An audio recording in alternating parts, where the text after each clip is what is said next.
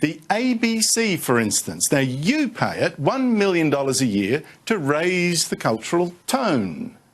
And yet it screens each Wednesday, for instance, a comedy, Soulmates, which last night, in the first minute, showed, which I won't quite, a man performing oral sex on an animal and being sodomized in return.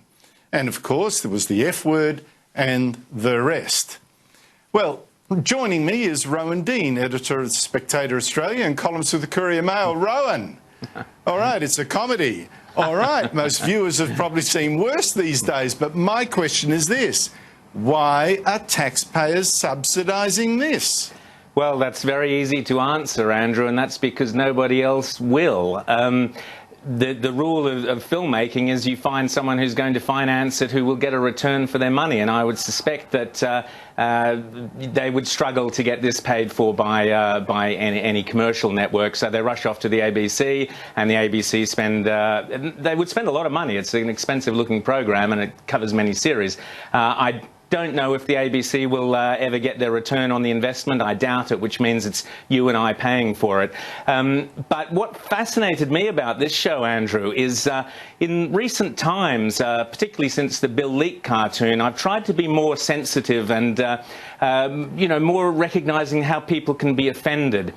For example, in Bill's cartoon, if you show an Aboriginal man and he doesn't remember the name of his son, you are offending all Aboriginal men. So I watched this little clip of Soulmates with great interest, because the first thing that struck me was this guy, a white guy, is calling an ape a woman. He's saying, my wife Imogen, and presents an ape. Surely the feminists must have gone nuts over this, and so I rushed to Twitter, Andrew, and I looked for Clementine Ford and all the rest. Not a peep, not a squeak out of any of them. So I thought I'd read the message wrong. So I looked at it again.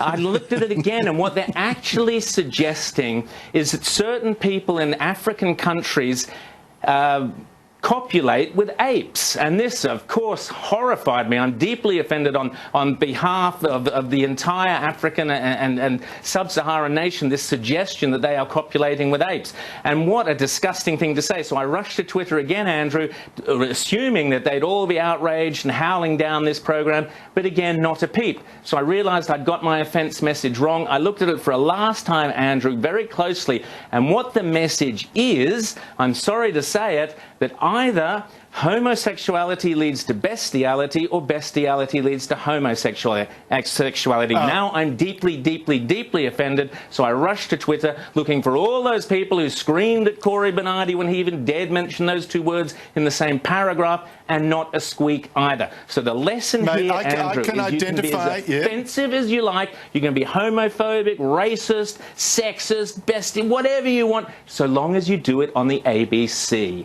and then you are safe. Spot on.